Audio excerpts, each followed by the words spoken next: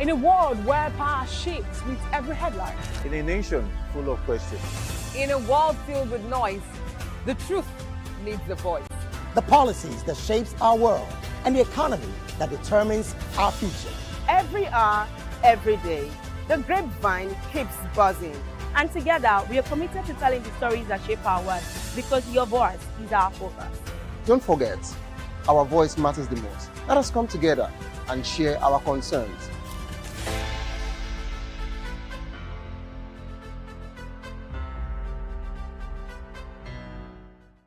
The red carpets, awards, the razzmatazz, music, fashion, interviews, and more.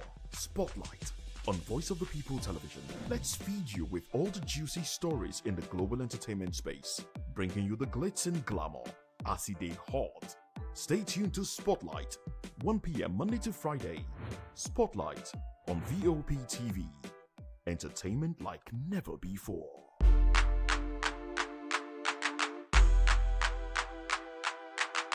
Welcome to the Locker Room, the home of football talk that matters. I am Jerry Apelon. Join us every weekday, Monday to Friday at 5 p.m. Nigerian time, as we share the hot takes and hot debates in the exciting world of football. And joining me are the usual suspects, Ikechukwu and Mayowa, as we break down all the hot takes and everything that's happening in the football. Don't just watch football, live it with us. Catch us on the Locker Room and Voice of the People Television at 5 p.m. Nigerian time. And like I always say, if not going to the talk, please the sport.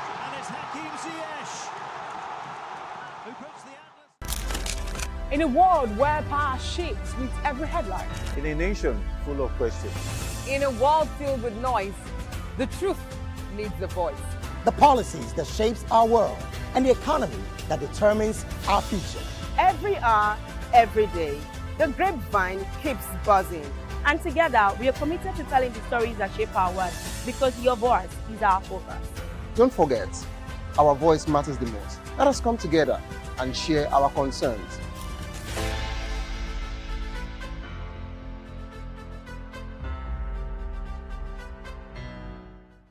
Behind every broken desk lies a broken promise. Education shapes the nations. But who is asking the right questions? Introducing Edu Dialogue, the show that goes beyond the surface, exposes the cracks, the corruption, and the silence in Nigeria's education system.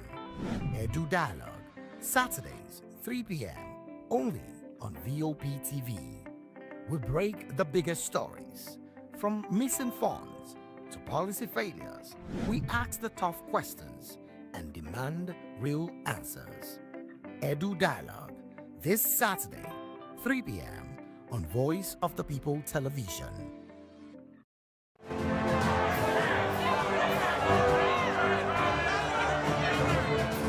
Do you want your voice to be heard? Do you know that you matter in the scheme of things? The People's Voice, the show where ordinary citizens take center stage as we discuss the biggest stories that affect you and I. With you in mind, we facilitate lively discussions, debates, and interviews on the topics that matter most to you and I, from social justice to economic empowerment, education to healthcare, governance, and more, tackling tough topics and amplifying your voice. Join the conversation and make your voice count. The People's Voice. Make your voice count. What happens in the hush behind hangar doors? Who signs the papers that gamble with lives? Which truths were grounded before they even ever had wings? If you've ever buckled a seatbelt at 30,000 feet, if you've ever stared out of that tiny window and wondered who's really in control of the skies, it isn't just flight, it's power, it's politics, it's pressure sealed in steel. We're peeling back the clouds from runaway risks to sky-high secrets. We're diving deep where most dare not to look. Aviation Scope, every Sunday at 7 p.m. only on Voice of the People TV. We don't just report, we reveal. We don't just ask, we uncover. Because when it comes to the skies, ignorance is turbulence. Aviation Scope, the sky isn't the limit, it's just the beginning. Evening, Africa. My name is Bamakore, actor, model, producer, and I'm giving a big shout out to VOP TV, man. Keep watching.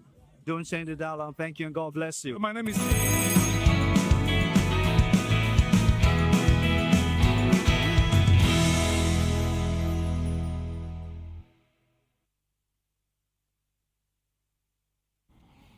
It's a beautiful Thursday morning, and I welcome you to VOP this morning. Well, a lot is happening in Nigeria, and a lot of it will make you shed tears when you think about the death of Nigerians in their hundreds just in a few hours. And you wonder, where is government in all of this? It's the duty of government to protect the people, and where is government? Oh well. I hope we find answers to the questions floating in the air right now. But let's take you through the conversation this morning. Iswap, Boko Haram in trouble as U.S. sends ground troops to Nigeria to combat insecurity.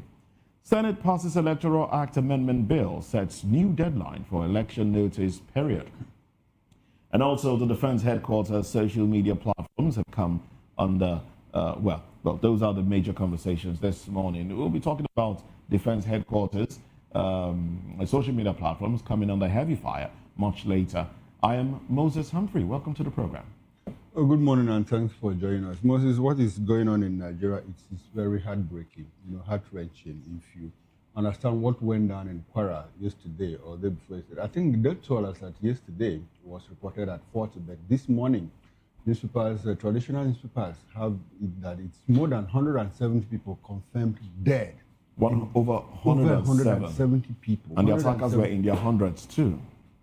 Confirmed dead as we speak. Quite unfortunate. Good morning once again and thanks for joining us. I am Chukuma Okoro. I can't take this. Yeah. Good morning. Thank you so much for joining us on VOP this morning. We're so glad to have you join us. Oh, well, let's take you through one of the events happening in Nigeria now. The Defense Headquarters social media platforms have come under heavy scrutiny following a post made on Monday, February the 2nd at 8:36 a.m.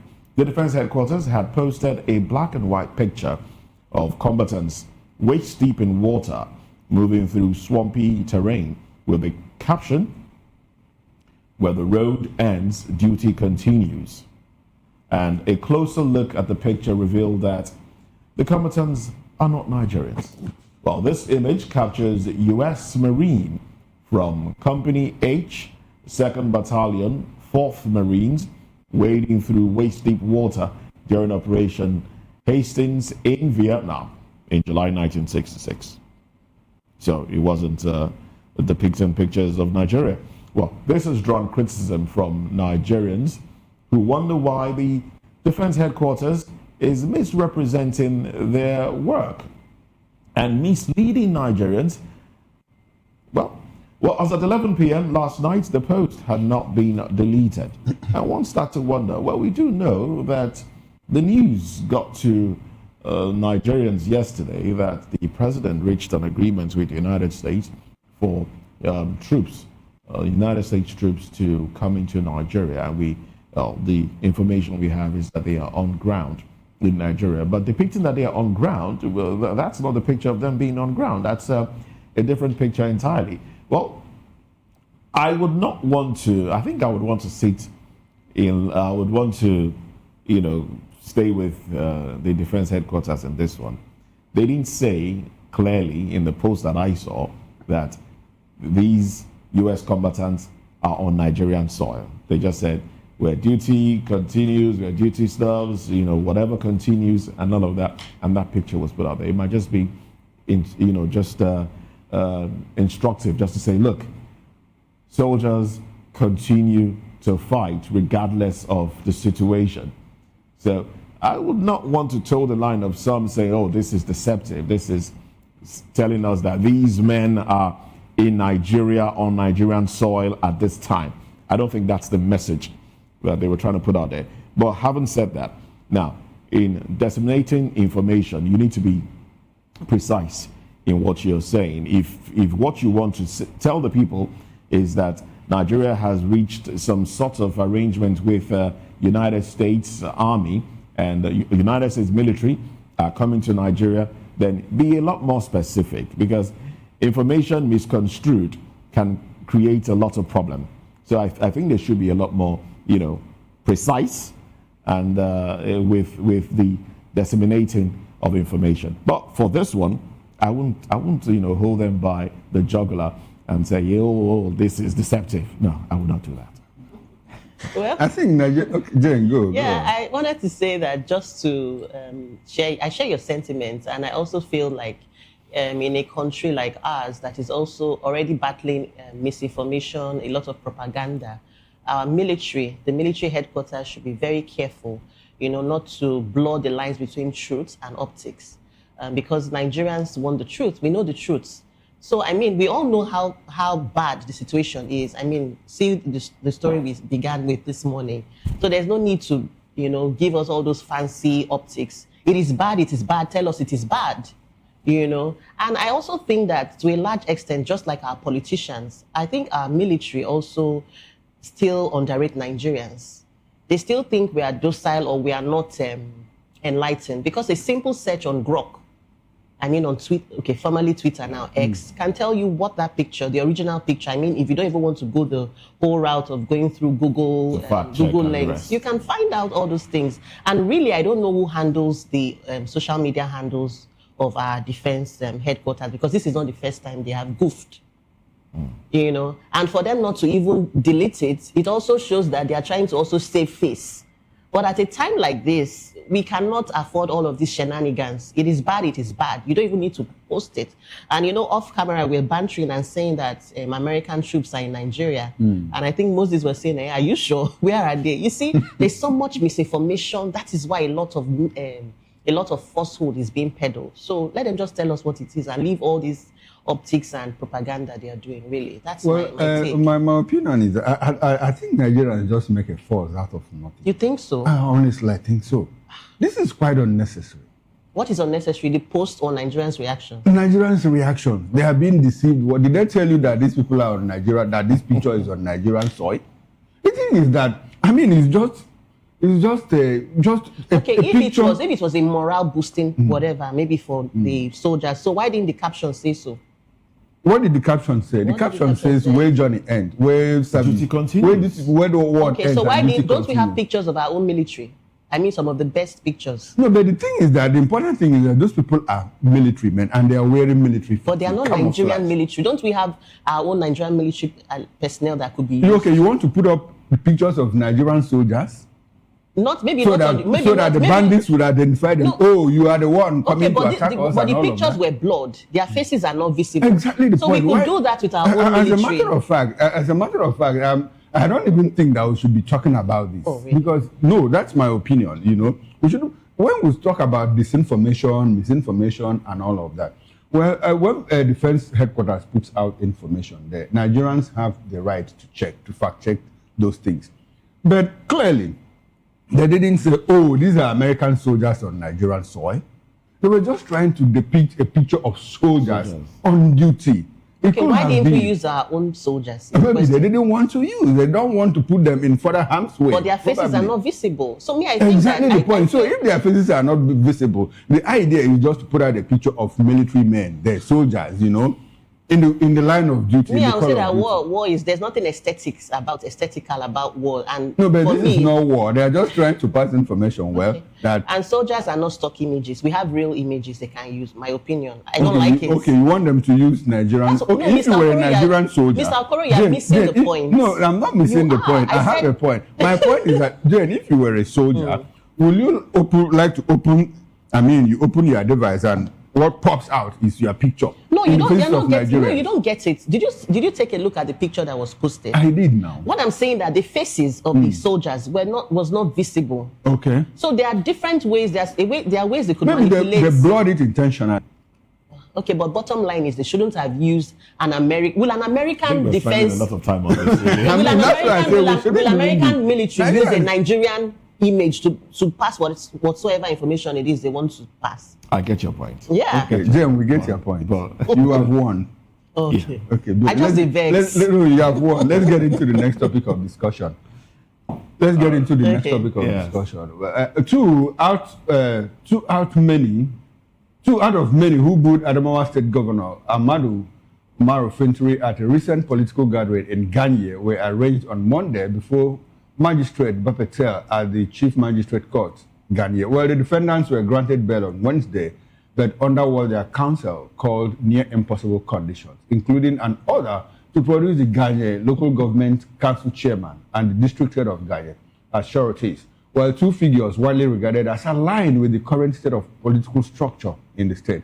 Well, on January 28, Governor Amadu Fintiri was openly booed and rejected by angry PDP supporters at a political gathering in a dramatic show of public discontent.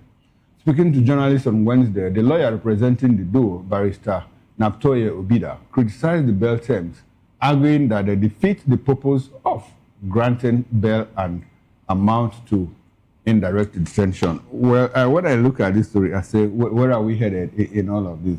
A governor comes out, people boo him for whatever reason, maybe out of discontent, out of dissatisfaction with what he has done for the people.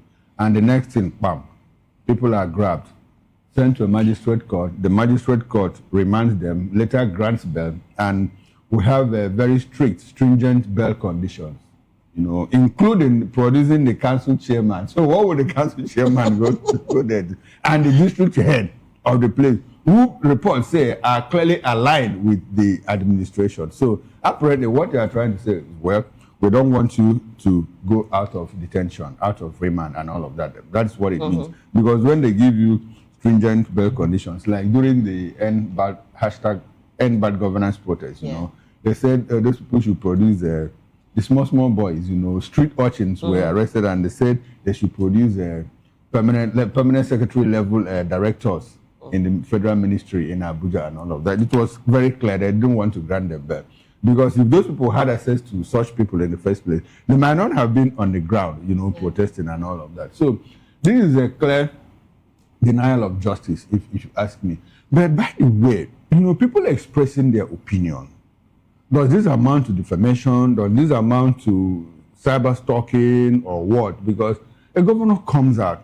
What are people that are governors that are pelted with water sachets, stones and all of that? I recall that at some point in Katsina State, when former president went to campaign, in his home state, people harassed him, they tore his billboards, pelted him with sachet waters and all of that. And even Buhari went to Ogun State.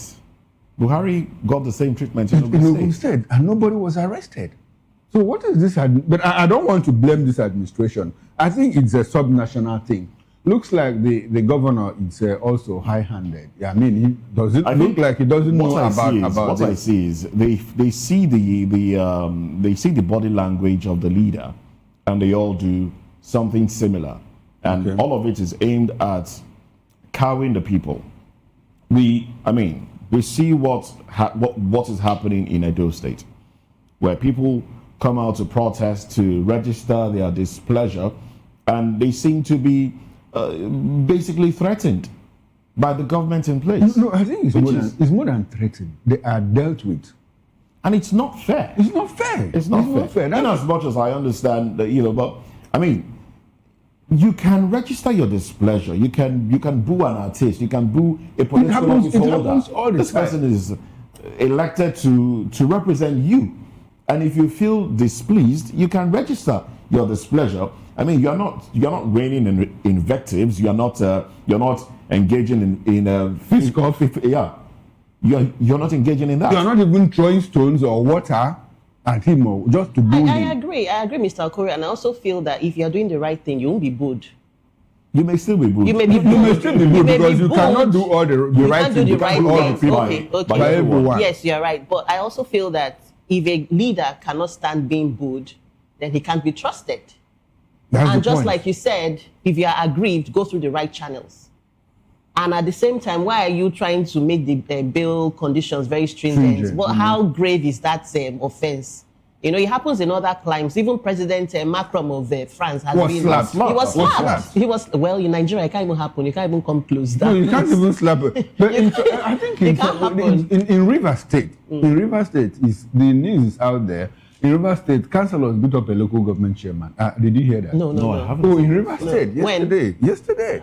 Councillors beat up a local government chairman, you know. And so, okay, it's interesting. It's getting interesting. Yes. Yes, it is. You know, It's rude, so but it's not illegal. But well, I saw some. Someone is rude. I saw illegal, somewhere. so. I think sometime in either between 12, 13, 14, talking about 2012, 2013, or 2014, a particular legislature in either Denmark or Norway, you know, couldn't deliver, and during their session, you know, the constituents stayed outside and waited for him to come out. You know the problem? The problem was that garbage, you know, was not evacuated. So when they grabbed him, they put him inside one of the silos and said, okay, we want you to feel what we are feeling. You know, and that can happen here in Nigeria. I mean, if people are arraigned and remanded by a magistrate court, by a chief magistrate, for booing someone, you can imagine what they will do to those people if they, as much as, you know, put a finger on the local government chairman, talk less, the governor, you know. So this is clear descent to what I call high hand. In fact, I'm looking for an appropriate superlative to describe what happened, you know, and what is going on. The abuse of power.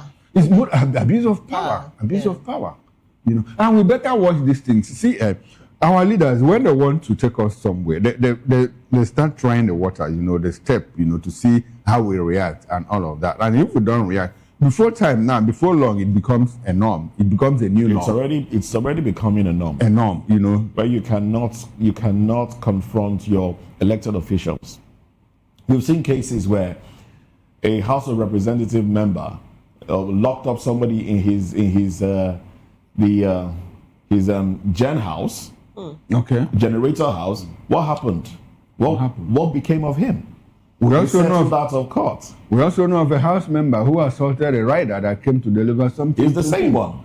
It's the same one. Okay. Yes, the albino guy. Yeah, the albino. Ikweche. Okay, but it's not an albino. It's just Ikweche. Yeah. You know, fair it's the same guy. one. Okay. He threatened to. He said, "I'll kill you and nothing will happen." Exactly. And exactly, nothing will happen. We hear military officials say that. We see elected officials say that. We hear them say that, and truly, nothing is happening. Nothing is happening. I agree, and it's also sad that under this administration, who claims led by a former democracy activist, has seen some of the most, will I say, rights of people being trampled upon. Yeah, because under his administration, you've had a lot of journalists being clamped down on under his administration compared to his predecessor. So sometimes I wonder, is this really, you know, what democracy really stands for? Will it be right to think that, or say that the president doesn't know all that is going under his administration? I don't think like he really when knows. journalists are harassed. I don't think he can't possibly be in the know of everything, but you know, he can't possibly know everything. Because you also have some overzealous people in government who try to please their principal. You know, they go out of the ordinary to do things like this, and it's quite unfortunate that we are seeing this. Well, they should look for a way. Human rights activists, I'm surprised that we were able to battle the military down. And the military, you know, we had people, I can call names, you know, Olisabako Bayanos and Nwankwo, Beko Ransom, Kuti, Ayo Opadoku, Ayo Obe, the era of the temples of this world. The news magazine, including our own there, Bayo Ononoga, you know, Bayo Ononoga, one of the three owners of the news magazine. What do you think really changed? Well, I think what changed is that when people get into government, they shed. Well, the producer just brought to my notice the case of the House of Representatives member, Alex Ikweche. He was seen controlling traffic. Okay. You know, very recently, and people were hailing him. You know, hailing him. Okay, now he's not a traffic ambassador. He's a traffic ambassador. Like a quam. So they're hailing him. You know, congratulating him for controlling traffic. But you know, all those things are optics. Elections are almost here. We still had a serving governor who was selling roasting corn, polishing shoes. How about Dino Melaya? I mean, Dino Melaya was selling corn. Don't go to Dino. Dino is my man. I know he's your man. That's why I brought him. I just like him. You know, I just like him. You know, we saw him selling corn, you know, and who again was roasting? Which of the governors was? Our dear governor. Omoeno. Dear Governor, Lagos. Oh, Babaji. Oh, so he's not alone. I think Adams Oshomole.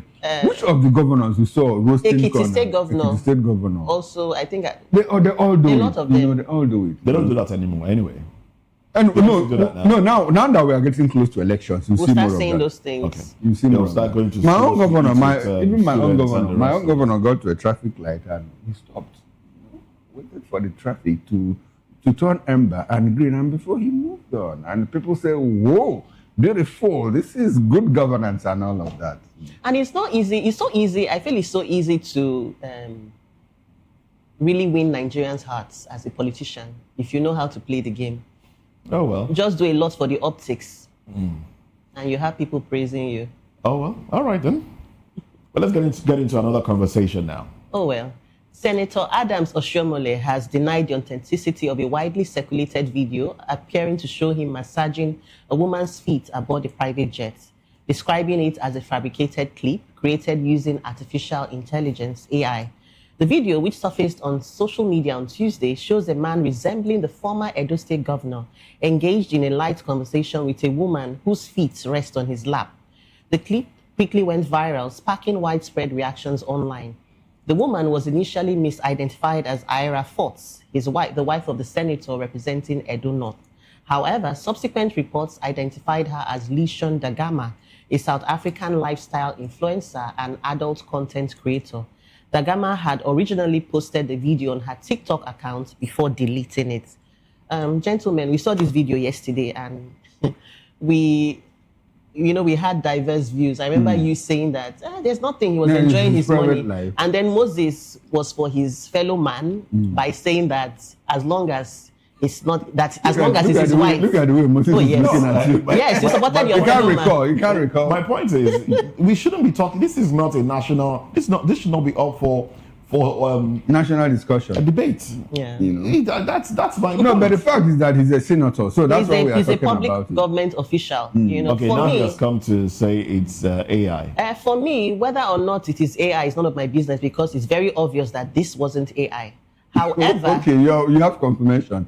Did you fact check it? Okay, so the lady did reply. She threw shades at Nigerians yesterday and said, "You guys go deal with your senator. Leave me alone." What does that tell you? Apparently confirming. She confirmed it. Confirmed so it, the AI excuse for me was just I think Adam doesn't know how to defend it. No, he doesn't. He doesn't. I mean, if the lady has come out and said, "Well, you guys go face your senator," and all of that, Adams has simply confirmed. But like I said yesterday, I mean, private jet for that matter. Yeah. The question should be who did the recording.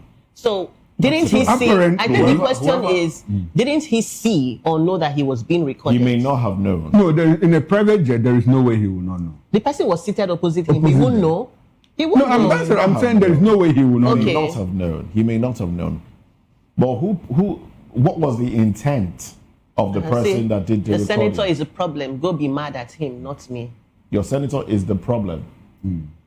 Anyway, the thing is that Moses, like you said, is playing away much. No, like you said, he might not know. Because there was a time my state governor, Alex Oti, went to the United States of America. They went to America.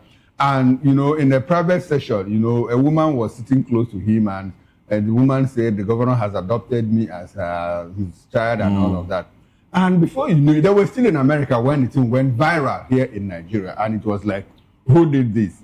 So it could be an enemy within, someone within the camp of Adams, in the private jet that did that. But before we leave this topic, when they saw, there was a way we paint things, very harmful things. We try to cloak them with, very, cause characterization and all of that. Which one is the adult content creator? Why don't you say porn star? The same way we also say commercial sex workers instead of saying the other one. Yeah. So. Okay. Because what's her name again? Oh, I've forgotten her name. The girl that was closely connected with Trump during his first Trump. Trump. No, Melania. No, not Melania. Is it Trump? Trump, yes. Trump. Clinton. Clinton. Clinton? No, Clinton. Clinton is an old thing. The porn star that was closely associated. Okay, the hush money thing. The hush money that Cohen paid and said he didn't pay and all of that. I remember her name closely. They clearly describe her as a porn star, but if we are now saying adult content creator, oh, it's beautiful. But we know what that means anyway. You know what that means. We know what that means. Don't you know what that means? Oh, well. Tommy Daniels. Tommy Daniels. All right. Anyway, let's run to the papers now. Let's look at what the headlines have for us. Do you have papers with you? No, not yet. Okay, so we'll take a break. When we come back, we'll look at newspaper headlines.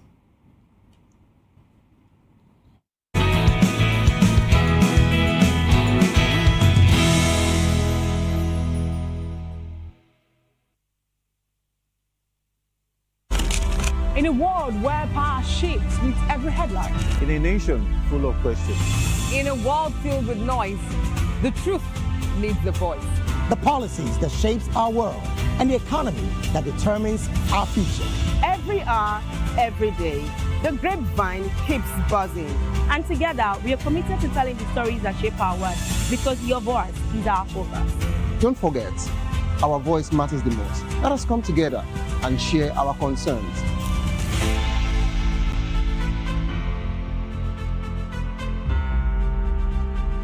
Mr. Ofamiloni, and here's to View PTV. Keep watching, stay tuned, do not touch that dial. My name is Made Kuti, and you're watching BOP TV. Keep watching. Welcome, my name is Zika Davis. Distinguished ladies and gentlemen, boys, viewers, everybody, boys and girls. This is VOP TV. Do you know what that means? Voice of the People TV. You don't have a voice, don't come here. You better make sure your voice is heard. Are you ready for the extreme?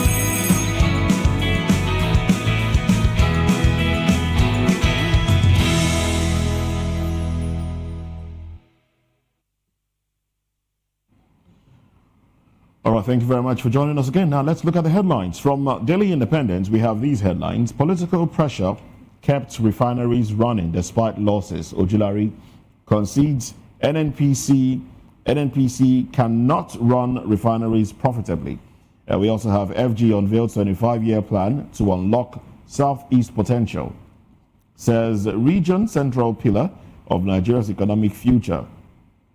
2027 election. Outrage as Senate rejects real-time e-transmission of results. Passes long-awaited Electoral Act amendment bill. Denies court power to declare runners-up. Winners. Reduces notice of poll publication from 360 to 180 days. Atiku, PDP. Yabagi, Okorie, others berate upper chamber. Nigeria launches new cancer control plan, expands free screening nationwide. Dangote Refinery, not importing finished products, CEO.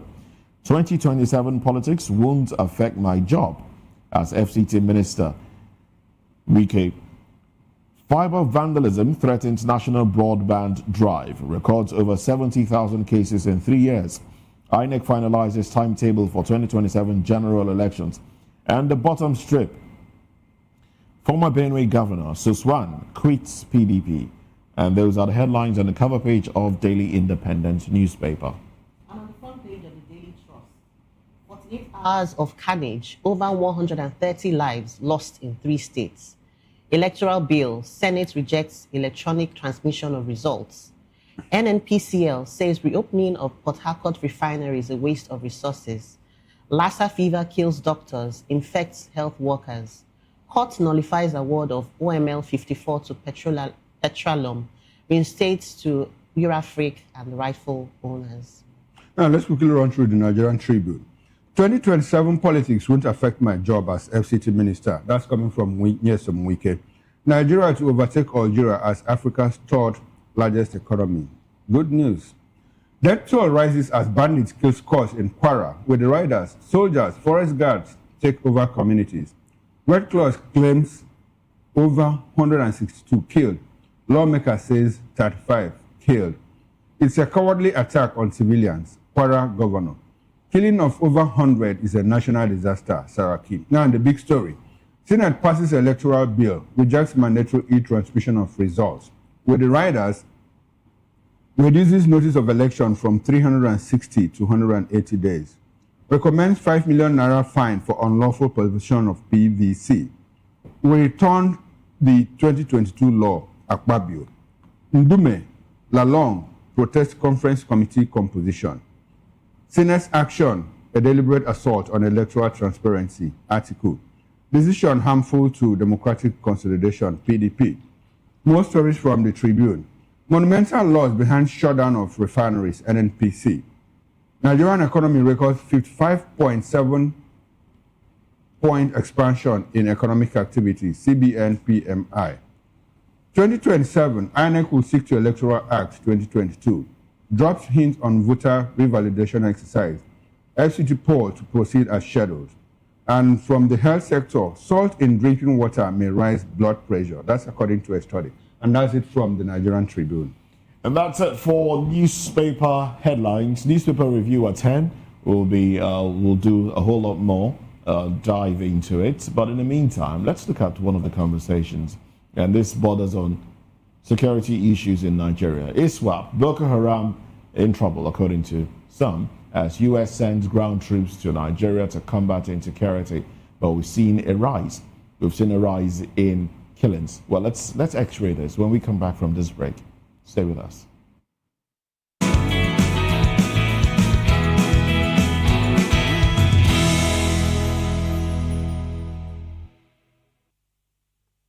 In a world where truth is the ultimate power and opinions scream the loudest, it's time to wade through the noise. Hunger no get tribe! Hunger no get religion! And scan the human interest and trending topics that matter. Stay tuned to The Issues, your plug to the stories making the buzz, from politics to science and technology, social justice, and more. Let's tackle the tough questions and expose the truth. The Issues on Voice of the People Television. Don't just react, understand. Do you want your voice to be heard? Do you know that you matter in the scheme of things? The People's Voice, the show where ordinary citizens take center stage as we discuss the biggest stories that affect you and I. With you in mind, we facilitate lively discussions, debates, and interviews on the topics that matter most to you and I, from social justice to economic empowerment, education to healthcare, governance, and more, tackling tough topics and amplifying your voice. Join the conversation and make your voice count. The People's Voice. Make your voice count. Awards, the razzmatazz, music, fashion, interviews, and more. Spotlight on Voice of the People Television. Let's feed you with all the juicy stories in the global entertainment space, bringing you the glitz and glamour as they hot. Stay tuned to Spotlight, 1 p.m. Monday to Friday. Spotlight on VOP TV. Entertainment like never before.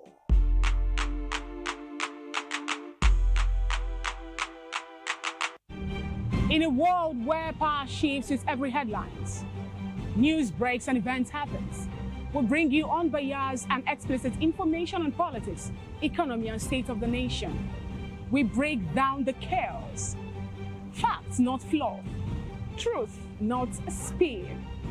We discuss not just politics, but a glimpse into the future. Voice of the People Television. Now you have more than a voice.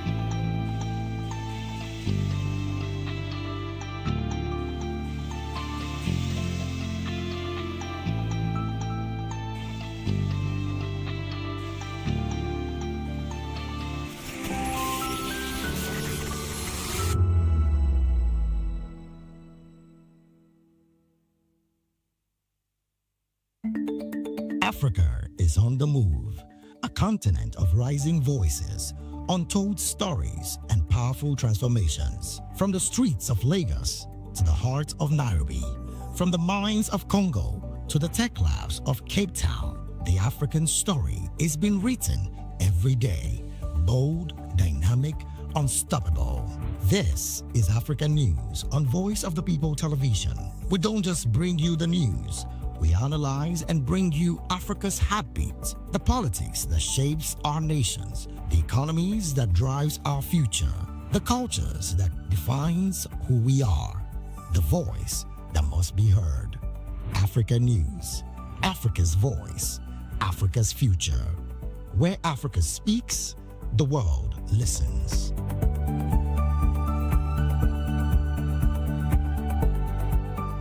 From the views on the street, we go to bed empty hunger, to the blaring horns of a hustling city, the loudest voices of the common man got a medium to be heard. This particular administration, they were coming unprepared. It's not a bad thing to renovate the president's lawn. Through top-notch programming, unbiased reportage of news, sports, business, entertainment, and cultural documentaries, Voice of the People 90.3 FM became a symbol for 21st century media.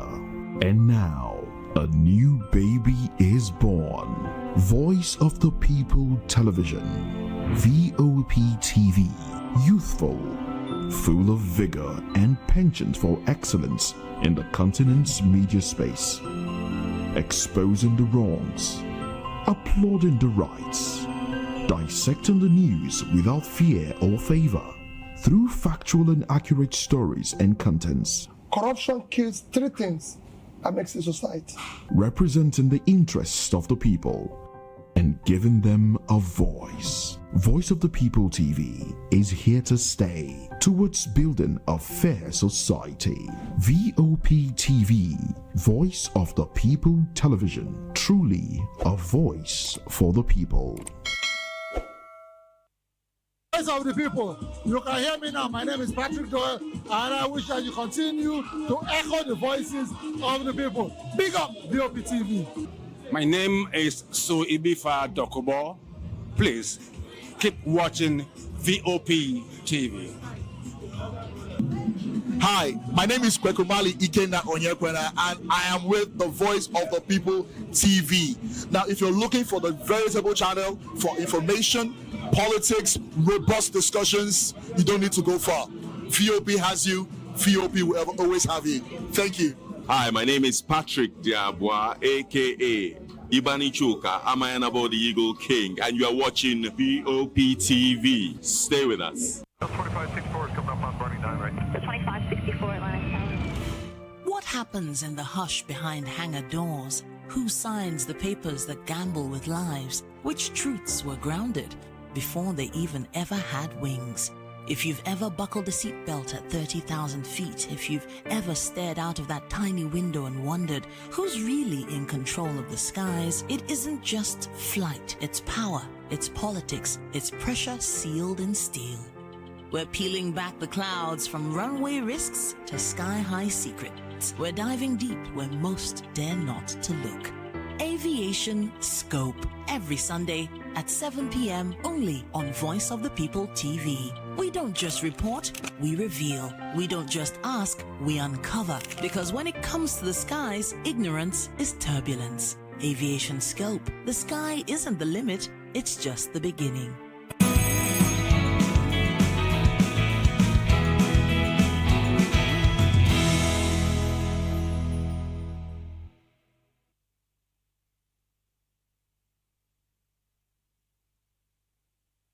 Thank you very much for staying with us. Now, the United States has deployed a small team of military personnel to Nigeria, the first official U.S. military presence on the ground since airstrikes targeted terrorists on Christmas Day 2025.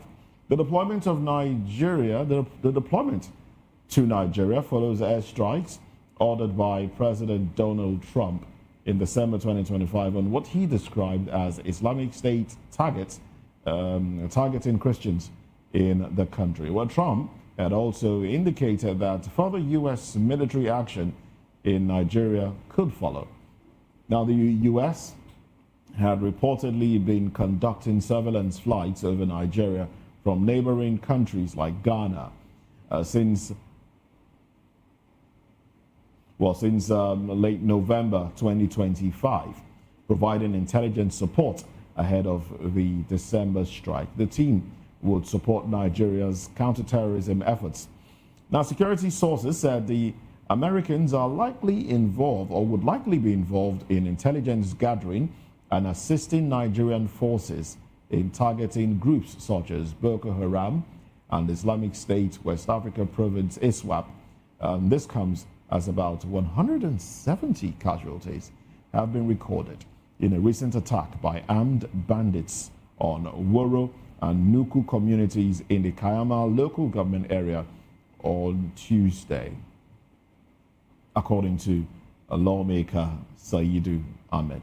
Well, the lawmaker further described the attack as the deadliest in recent times, adding several people are still missing as of Wednesday morning. Now, when the police spokesperson was contacted for statements, that's police spokesperson Adetong Ejire Adeyemi, well, he said that the police and the military had been mobilized to the area for a search and rescue operation. Oh, well. Well, this is a case of insecurity spiraling, as some would say, out of control. Well, we do have our analysts to help make sense of this. We have Daily Fanimo, a public affairs commentator. We also have Mazi Amobi Hebrew, public affairs commentator. And joining us from Benin, Solomon Idiobe will be joining the conversation. He's the Executive Director, Youth Empowerment Advocacy and Good Governance Initiative. Well, he joins the conversation. Gentlemen. Good morning. Good morning to you. Good morning. Now, yesterday, it was in the papers yesterday. U.S., the president's interaction with American authorities and the fact that the United States Army would be on ground in Nigeria. But let's even take it back a little. Let's take it back to prior to the December 25 attack. We had Sheikh Gumi here on this program, and he talked about what would happen if America came to Nigeria saying that they are fighting for Christians. All right, he did say quite a lot of things. If we could, we'll put up that video of him saying those things, the statements that he made. But he said, look, they will take up arms against Christians. And right after that attack, we've seen quite a number of other attacks. We've seen, abductions in hundreds. And this is just the second month in the year 2026. From January up until this time, hundreds of people have been abducted. Hundreds more have been killed. And we also can see, statements that he made about using some terrorist groups to further combat the likes of Lakurawa and the rest. I mean, these are statements that Sheikh Gumi made, and it feels like he feels like a prophet right now, because we've seen the NSA contract some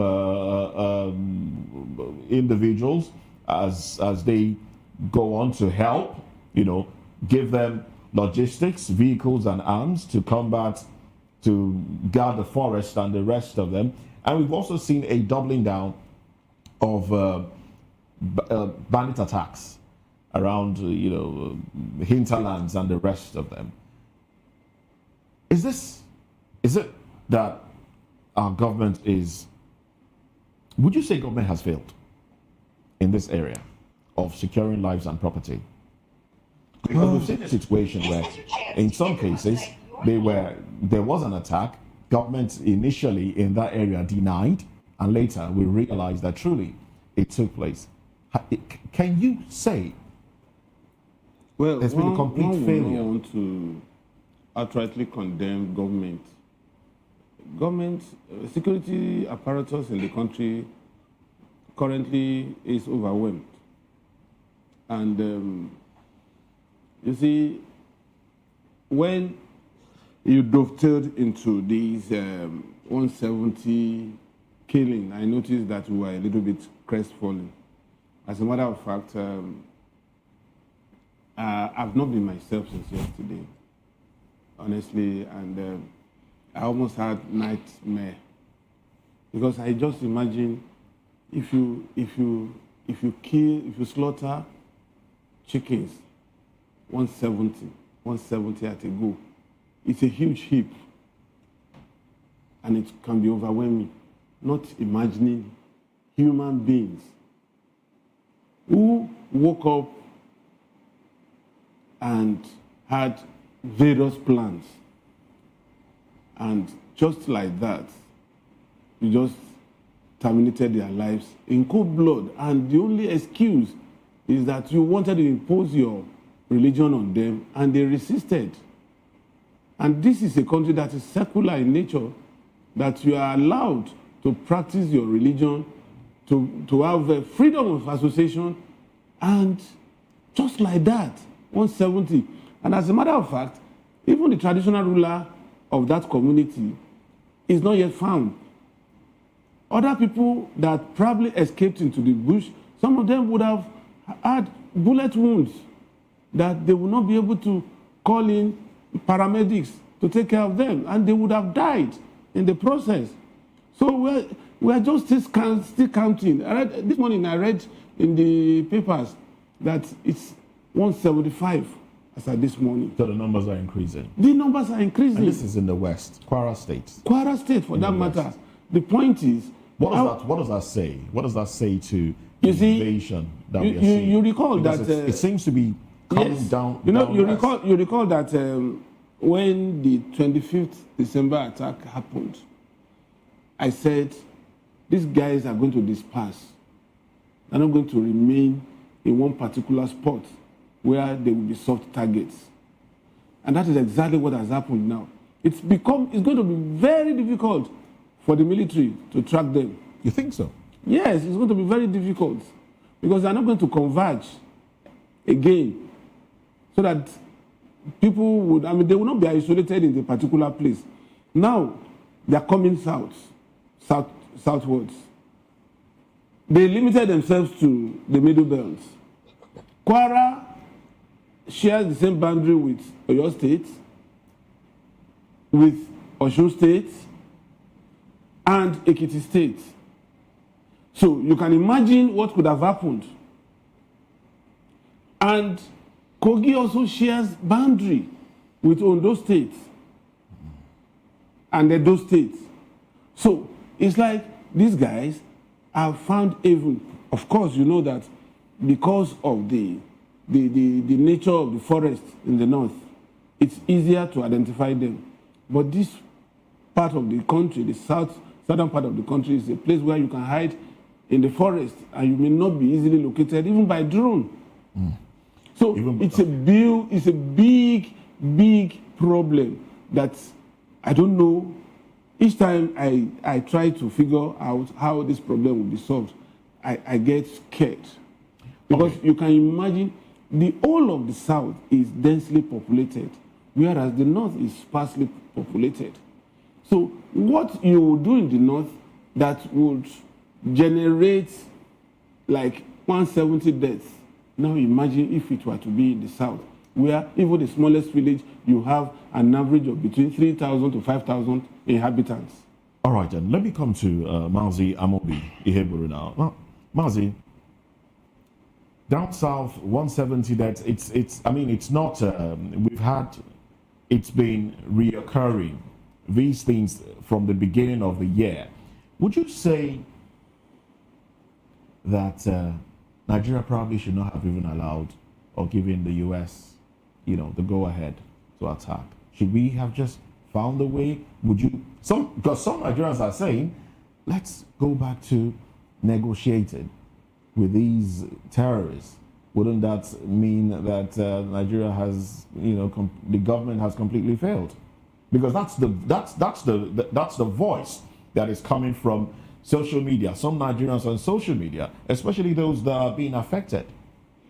If if you want my sincere opinion, which is what I want actually, I will say that the government has failed in the fight against insecurity.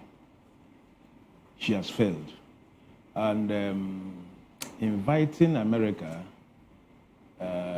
is one of the things this government have done to be able to, tinker with this problem. You could have imagined why, these people are so emboldened now. This is fight to finish. I think they are being pushed to the walls. They want to make statements that they cannot be disseminated. So what I would want to see now that the American boots are on the ground in Nigeria is to intensify these efforts. No breathing space, bumper to bumper, as it were, so that these people can be, tamed, as it were. We don't need to treat them with kid gloves. Now, you rightly pointed out the surge to the south. And like Dele rightly pointed out, if it comes down to the south, particularly the southwest, that will be the, it will show a very, sorry state of Nigeria. The Sudans of this world, some of these things we were looking at 15 years ago, Somalia of this world and all that, will be a child's play, yes, and all that. So I think it is not a mistake.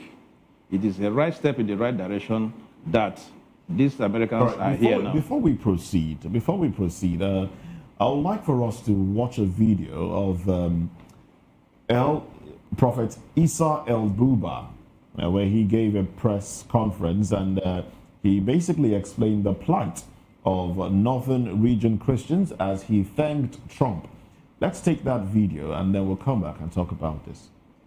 Washington, D.C. And I'm speaking specifically to Nigerians, also in the diaspora. Nobody wins a war for their homeland from outside alone. Victory requires internal collaboration and one united voice abroad. I want to celebrate and appreciate the President of the United States of America for hearkening to the voice and the cry of the Nigerian people. And what you have done, just speaking on behalf of the persecuted, the killed, and the murdered communities, has done a lot that has not happened in over 20 years. And we commend the action of the United States and also all the people that have been able to pull their energies together. Genocide has been on for all these years, but right now I can testify that we're beginning to see the change in terms of the attitude and the behavior of the government of Nigeria and the terrorists. We are gathered here not because Nigeria is weak, but because Nigeria is bleeding. What began as persecution of Christians community has spilled over into also the killing of moderate Muslims, particularly the Hausas, and the destruction of entire civilization that has taken place. The perpetrators are very clear. They are the Fulani killer headsmen and the Iswap and the jihadist network that have pulled their strength and energy together to fight the church and go after anyone who calls upon the name of the Lord, especially in northern Nigeria. I have been part of the funeral of several thousands of Christians that have been massacred overnight. One of the places, Dogona Awa, where over 500 Christians were killed in one night. In one of the communities that I have rebuilt, is called Takwa in Plateau State, over 210 people were massacred and killed one night, not because of their skin color, not because of their cultural background, but because they are called by the name of the Lord Jesus Christ.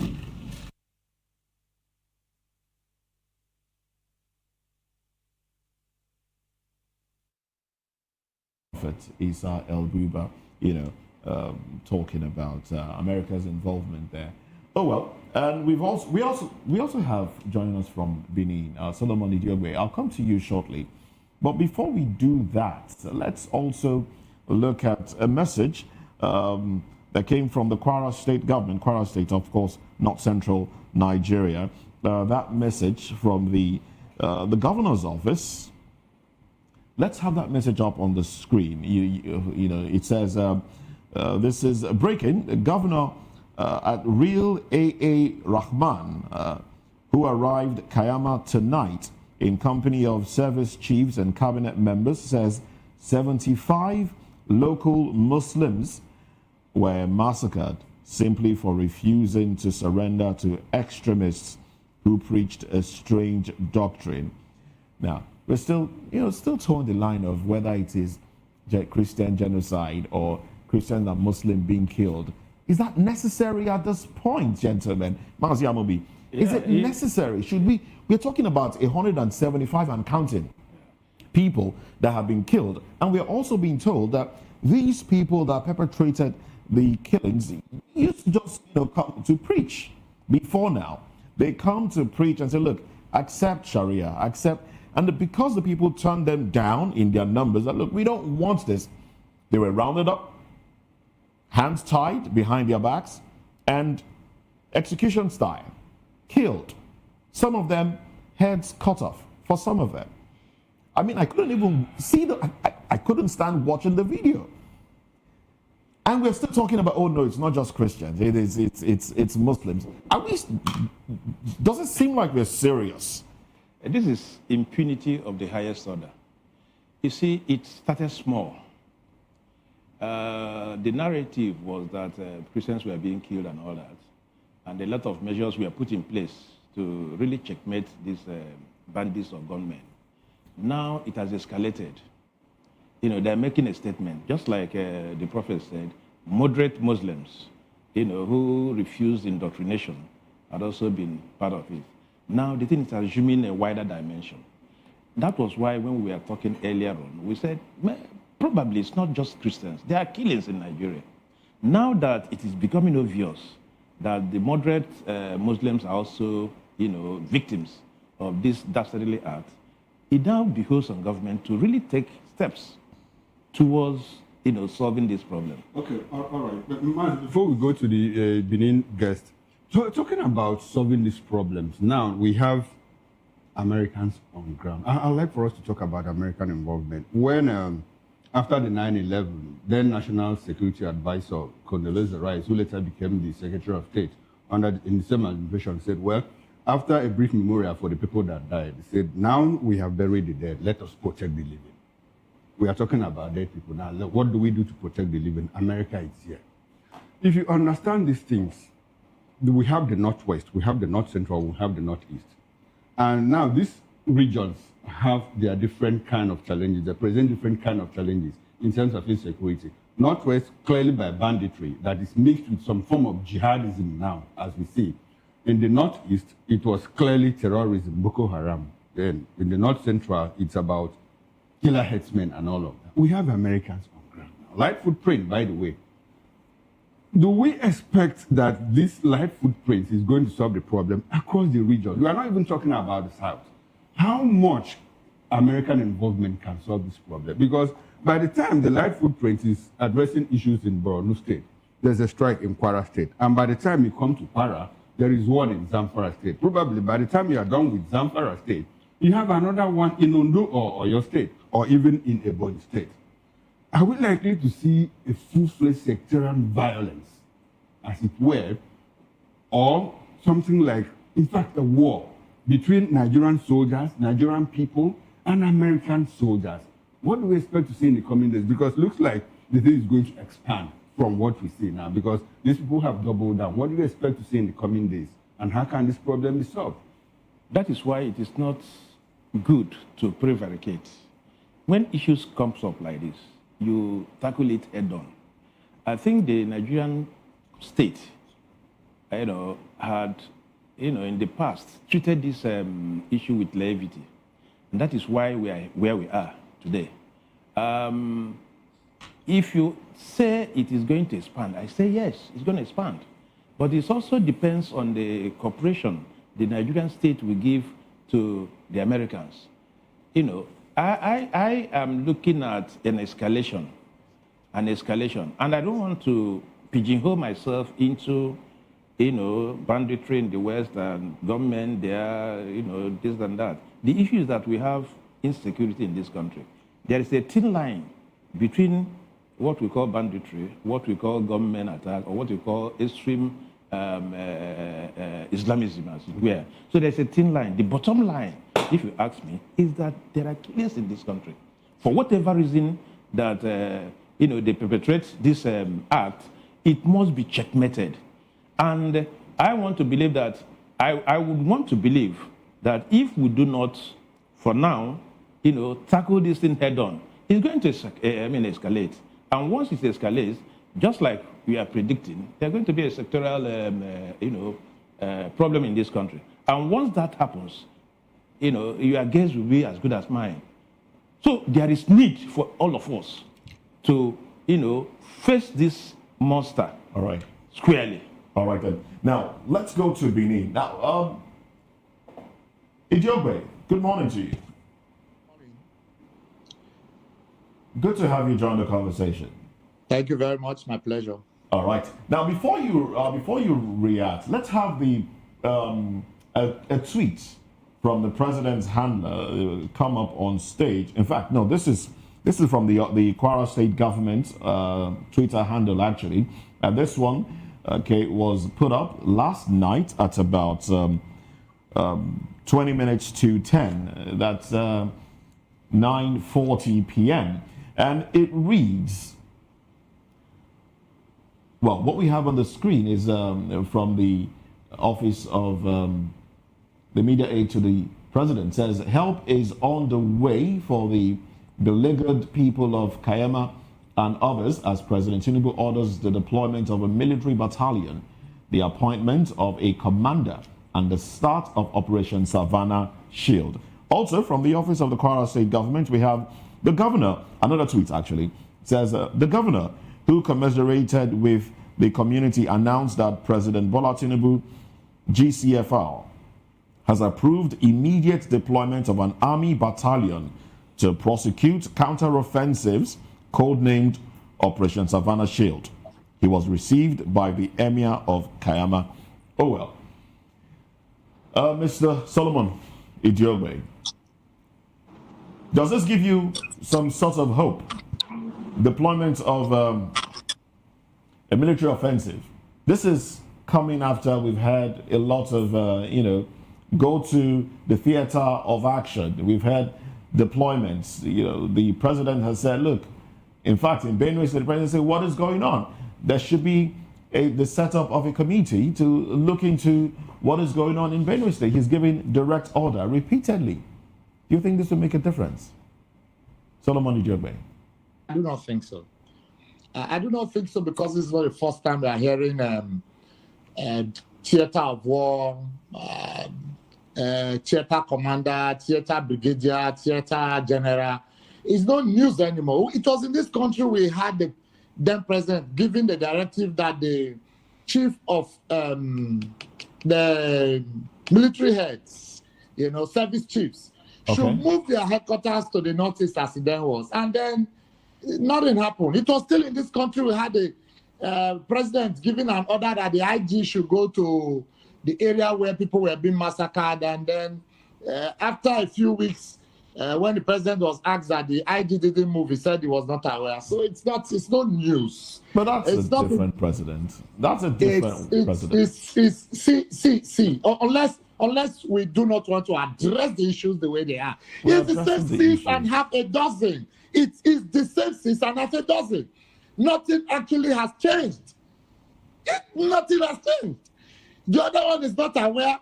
Look, let me tell you, I have decided to think that the issue of the only so-called, in fact, that I think we are looking at is the intervention of the United States Army.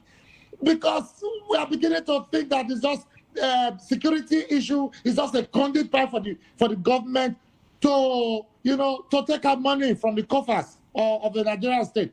You know, until 2026, in 2025, we never had anything about 2026. All we're hearing is 2027 and 2027. And let me come back to the issue of insecurity in this country.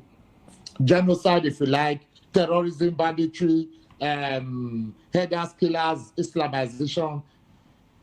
It's the same thing. Whether you call it banditry in the Northwest, you call it terrorism in the Northeast, you call it Islamization or header killers, killer headsmen issue in the South. It's the same thing. There is a problem in Nigeria, and if it's not tackled, the efforts of the U.S. intervention will not be seen as successful. You know why? Nigeria has three major problems that is making this issue of insecurity not to work. One is religion. Two is tribe. And the three, where these other two are embedded, is politics. They've been able to build in religion and tribalism into politics. And so it actually will not give you results. That's why we are getting what we get. All right. Mr. Solomon. Serious issue of nepotism. Mr. Solomon, please hold that thought, and let me just ask you this. The residents in the community where that dastardly act happened yesterday did say that before they were attacked, that these jihadists do come to their community to preach and try to have them, come over to the other side, but they did not. So that tells us that intelligence is not lacking. And now that we have seen the involvement of the American military in Nigeria to help fight this counter-terrorism, would you say that the Nigerian government is finally dealing with the weakest link in the fight, or we are simply outsourcing it? I mean, now that we've involved the American government to come help, are we outsourcing it, or we are finally dealing with the core issue? Well, we cannot be conclusive over whether we're actually dealing with the core issue or not, because until we are able to see first two progressive results, we may not be able to, because like I said, there's a lot of politics in play. Now, you talk about intelligence gathering. I ask you, if the people have said they've been coming to preach to them, wasn't it enough for the military intelligence, the security agencies like the DSS to have been able to gather facts that they will attack such a community? Because whether we like it or not, it is an Islamization agenda. The Kwara issue has brought it to the fore. And while people were talking about 170-something being murdered or massacred, you can hear the government coming to tell you about those. We are not talking about whether they are Muslim or Christians now. We are talking about a massacre of a people in a community, and you are trying to create a number for a Muslim or for a Christian. Okay. That's where we are getting it wrong. Now you are bringing in tribalism, you are bringing in religion, and then you are playing politics. Until we decide to address the issue as a matter of serious insecurity. Okay, whether it's a Muslim, whether it's a Christian, whether is party A or party B, does not really matter. What matters is that a Nigerian has been murdered. Mr. Solomon, you seem to be, you have framed this, the insecurity that is happening, or the one that happened in Kwara, and together, as some form of Islamization. That would be a discussion, probably another debate. I would like for us to stay with the American involvement in Nigeria, You seem to be excited. I would like for us to, let me ask you the question. The question I asked Mazi here. How much effort do you think that America can put in Nigeria in solving this problem? I mean, there are more than pockets in all parts of the country. Do we expect that we will see American troops, working with Nigerian soldiers or in all parts of the country? I mean, there is hardly any region that you can think of, any zone where we don't have large-scale insecurity in this country regarding the killing of people. And you discover that at some point, the natives become reactionary. Let's go back in history, where America got involved. America went to Iraq, to solve similar problems, to take out the leader and restore peace. What happened? After how many years? They caught and ran away. In Afghanistan, they did the same thing where they tried to take out the Taliban. They didn't succeed. Biden had to run. Even Russia couldn't take out the Mujahideen in the same Afghanistan. Look at what is going on in Egypt and Libya. Everywhere America has gone to, they have not been able to solve the problem. As a matter of fact, the problems escalate. Do you expect to see that kind of problem, that kind of escalation in Nigeria? Now that after the 25th December bomb, we see these people double down.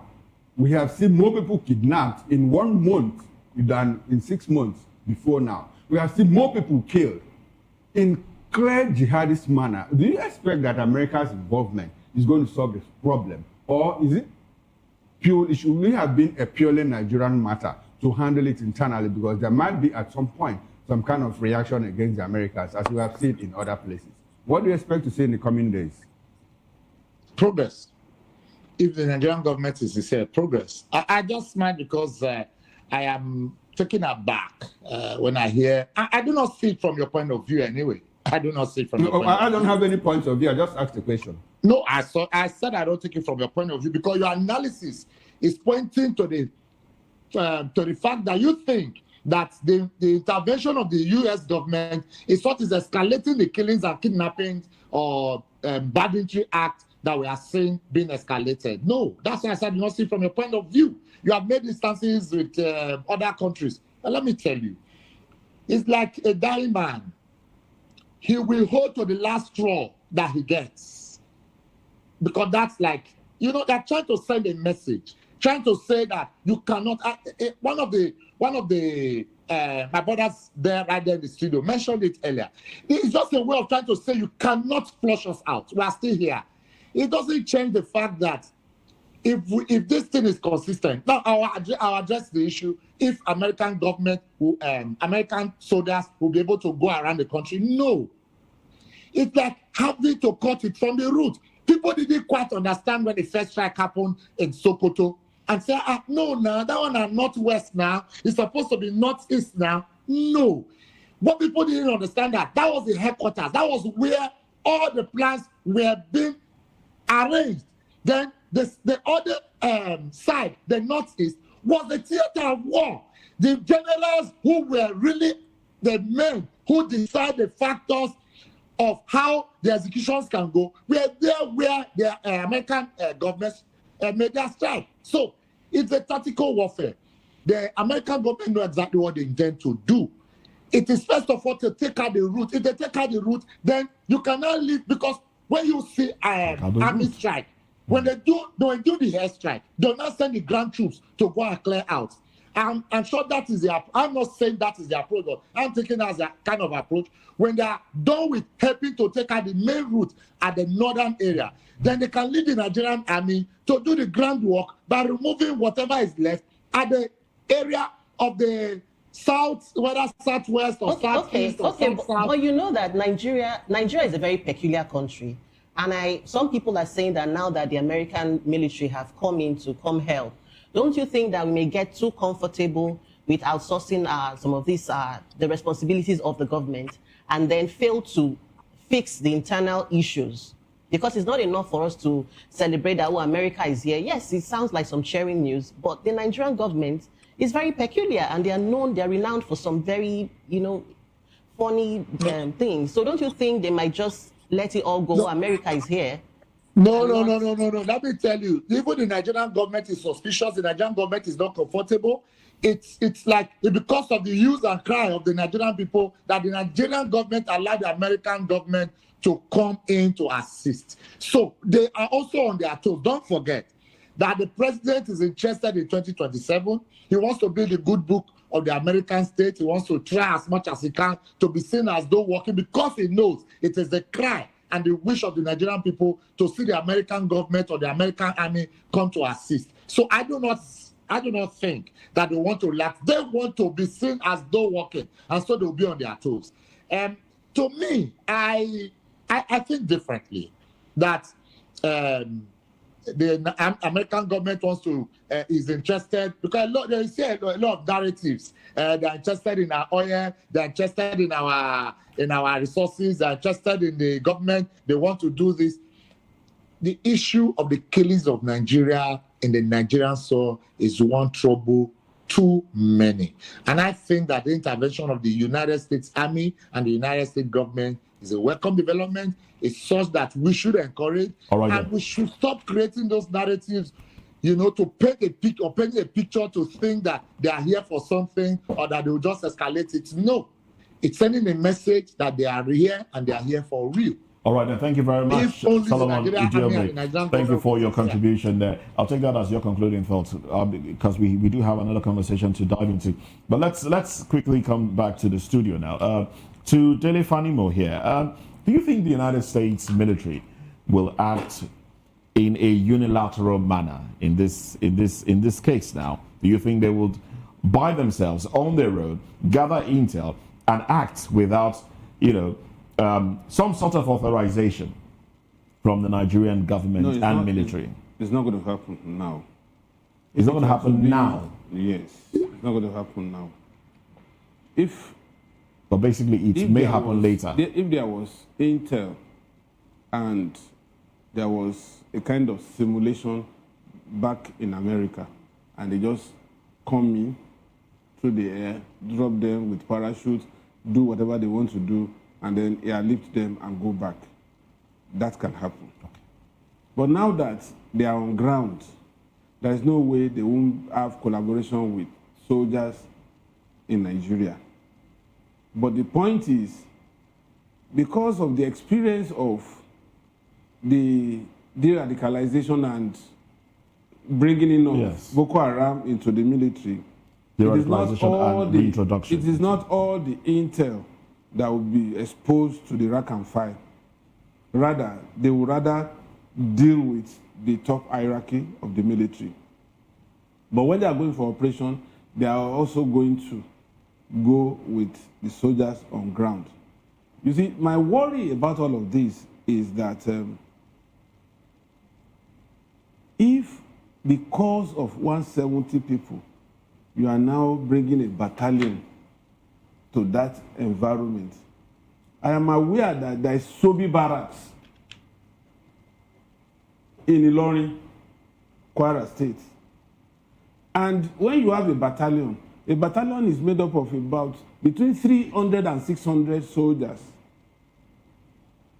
headed by a lieutenant colonel. So are you going to abandon Sobi barracks and station another battalion in that local government that is far flung? So if they strike, probably in my village, those days tomorrow, you would abandon the barracks in Akure and go and station another battalion somewhere. What is the numerical strength of the Nigerian army? Isn't it better we have a mobile force that can move through aircraft, jet fighters, that can move through armored personnel carrier at short notice, rather than saying you are stationing a barracks everywhere? There are just about 65,000 soldiers in the employ of the Nigerian army. So how many outposts or battalion would you have? Okay, now, Dele, you are not particularly excited that the president is moving a battalion to that. No, I'm not excited. Okay, now let me ask you this question. Do you expect, with America's involvement, do you expect to see another level of internalization of this issue? Recall that some time ago, like a month ago, Jonathan, Benjamin Netanyahu, made he mooted the idea of collaborating with the United States, to say, well, Christians are being killed in Nigeria, and we have our eyes that we are watching it closely. And you discover that any place Israel and America goes, they draw the ire of Iran. You understand what Iran is doing? Even the Far East. Even the Far East. You understand what Iran is doing there. Yeah. And Iswap, Islamic State West Africa province, is not a local thing. It's an offshoot of ISIS. ISIS. So they have sponsors, from the Middle East. Yeah. Do you expect that because America has come in, we are going to see a situation where, if America is going there to protect Christians, now let us go and protect Muslims, whether they are Sunnis or Shia Muslims. Do you expect to see that in the coming days? As a matter of fact, that is likely to happen. Because as we speak, of course, you know that Israel and America, they're just like Siamese twins. Anywhere America goes, Israel will follow. But in this instance, it will be very unfortunate, and that is likely to happen. Nigeria will become like a play field for world powers to exhibit their power, military might, and who will be the loser ultimately? Because these terrorists, for whatever name you call them, I don't want to address them as bandits. They have gone beyond banditry, you know. These terrorists, with the level of audacity, the bravado they exhibit, there is clearly a state-sponsored armament coming to them. And what they will do now is, if they cannot have direct confrontation between America and Iran in the soil of Iran, they'll go for the people. They'll turn on Nigeria. They turn on Nigeria and show them that, okay, for every missile you throw at these terrorists, then we'll have equal measure. And this place will become a bedlam of sorts. And it's quite unfortunate. All right. As we coast home on this conversation, Mazi Amobi Ihegoro, and the issue of a U.S. Army coming to Nigeria and, you know, acting unilaterally or not, in conjunction with Nigerian Army or not, we haven't addressed the issue of ceasefire, especially when there are confrontations with these terrorists. We have not addressed the issue of who does the recalling of troops when they are confronting terrorists. If, as a country, we haven't addressed that issue, and those that, you know, ask military personnel guarding schools and churches to leave, and then we see attacks, do you think this collaboration will be effective? There is no need for ceasefire for now because there is no fire yet. I am expecting real fire.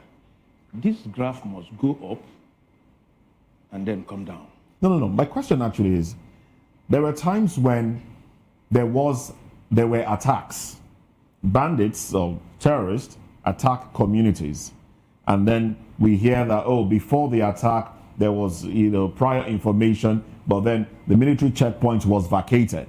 Somebody called back the military. Or there's a confrontation with bandits, and I mean, there was a video that trended where somebody was saying ceasefire, and it's the personnel, the Nigerian Army people, they were like, we are not going to cease fire because we are being attacked. We haven't addressed who the people are that call for that ceasefire, that call for, you know, forces to leave that was checkpoints. Why people if we haven't done that, how then do we think that this collaboration will be effective? Yeah, that was why people accused the Nigerian states of complexity. You understand? Now that the Americans are here, you can hear little of such. Because they also have their mind. You believe so? I believe so. They also have their mind.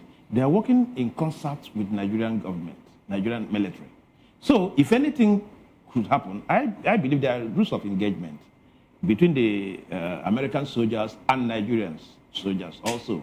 So I do not expect such, you know, issues because the Nigerian government has been accused of this conspiracy, you know, not trying to fight insecurity head on. Who does what? Who recalls and who does not recall? Now that these American soldiers are here, Moses, I want to tell you that we will hear less of such things because that will negate the very essence of the American army coming here.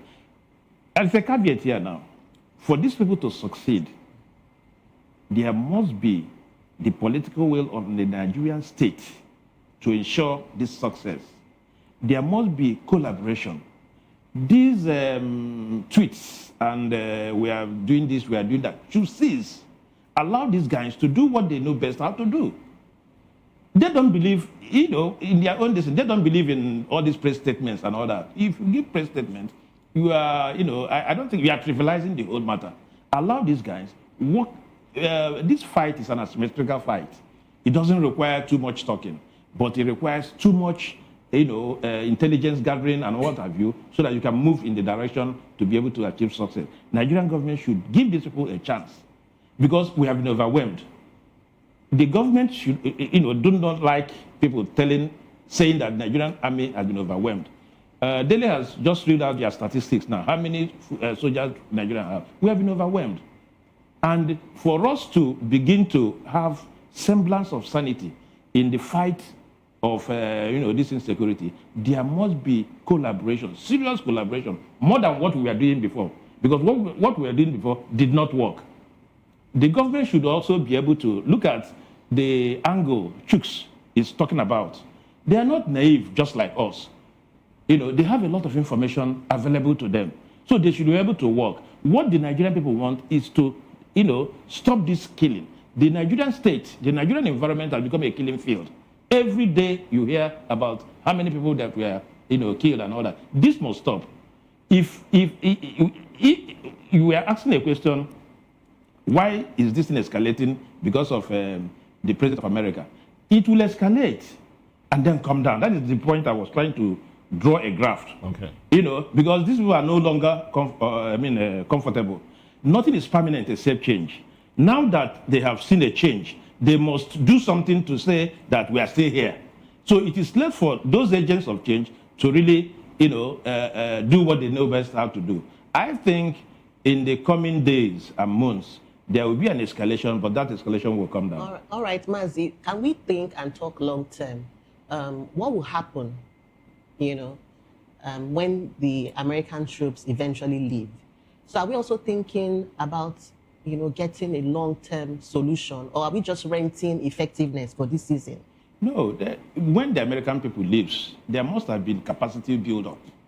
They must have built capacity, because there is no way Americans will come here and the Nigerian army will not get, have one or two experiences to share. That is where the sincerity of government comes in. If we have been doing it the old way and we are not succeeding, now the people who knows best, what to do, comes in, stay here, stabilizes the system. It is common sense. But don't you think? But don't you also think in a military that people say is very complicit? There are a lot of moles. I'm just thinking now that the American military have come in to intervene. Do you think that it would really yield so much of, success? I think so. Help is on the way, because we have over time demonstrated incapacity to handle this problem, and that is why the thing is escalating. Now that somebody says, I can help you, we should be able to give that person a chance. More so when we lack this capacity to do so. Incapacity or willingness to work. You cannot, there are thin line, You can be, we said the will to do so because of a lot of things, politics, ethnicity, and what have you. Okay. And all that. So what is necessary is that the Nigerian people are being killed. Mazi, we must take. Mazi, I like your optimism, and every other person that is enthused that America is coming here. I have searched my mind, I have gone through, I can't recall. Are you able to tell me, one place you think America has gone to solve this kind of problem and they succeeded? Just one place, I can't think of it. Countries are different. Okay. The chemistry of a country is also different. The capacity of absorption capacity is also different. So I do not want to, start comparing countries and all that. Okay. Our problem is peculiar. Just like you are saying, our problem is peculiar. And then if we are sincere, this problem can come to yes, it can come to an end. And I just hope that Nigeria will make the difference, because back in history, America went to Vietnam, they ran away from the Viet Congs, they went to South Korea, they ended up dividing South Korea into two. They went to Egypt, there's problem in Egypt, they went to Libya, they went to Afghanistan, they went to Iraq, they are in Yemen. None of these places is stable as I speak today. That just pray. Yeah, that does not mean the Nigerian system. All right, then. It will be different. As we close now, one last question, and then this will just go around. You can respond in about a minute. Operation Savannah Shield, that's the tag for this operation. You want to draw comparison from Operation Python Dance and Operation Crocodile Tears in the Niger Delta. Were those operations able to solve the problem in the Niger Delta? And the Southeast. And the Southeast. Python Dance in the Southeast. Python Dance in the Southeast. Crocodile Tears in the Niger Delta. Were they able to solve the problems? Now we have Operation Savannah Shield. You think this will be the same or maybe different?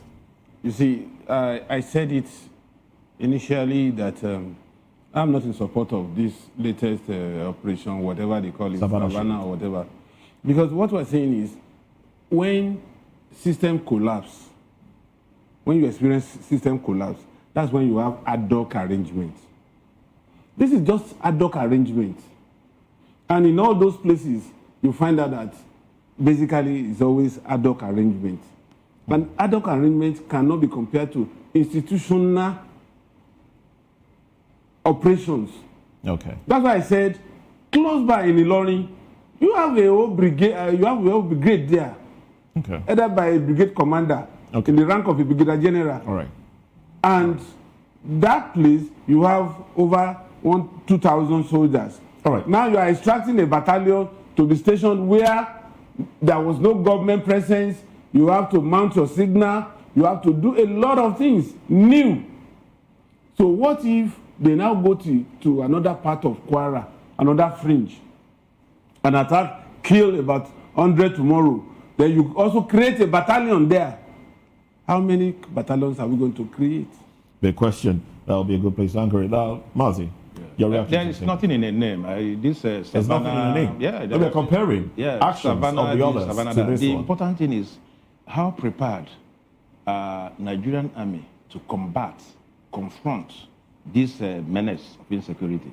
Not Savannah. It can be forest this, can be forest that, and all that. These are, things government use to hoodwink, average Nigerian. I think the main thing is to do the work, not, christening it this or that. Tiger fight, snake bite and all that and all that. It doesn't make any meaning. All right then. Solomon Ijobe, your concluding thoughts on that one? Yeah, I agree with them totally that it's actually not about the name, whether you call it crocodile python or snake scorpion dance. It doesn't really make any difference. Today, in the Niger Delta, it's a civilian who is handling the pipeline protection. The Navy has been asked to cool down. Now you know what I mean. So it's not necessarily about the title you give to it. It's about the intention, the determination, and then the willpower to do what they should do. Like I said, and I want to maintain that I believe very strongly that the presence of the U.S. Army will make a difference, and I hope that the Nigerian government is sincere, working with them and then ensuring that there is a positive change. All right, thank you very much, Solomon Ijobe. Now let's move on to another conversation. Senate passes Electoral Amendment Bill, sets new deadline for election notice period. We'll talk about this when we come back from this break. Stay with us.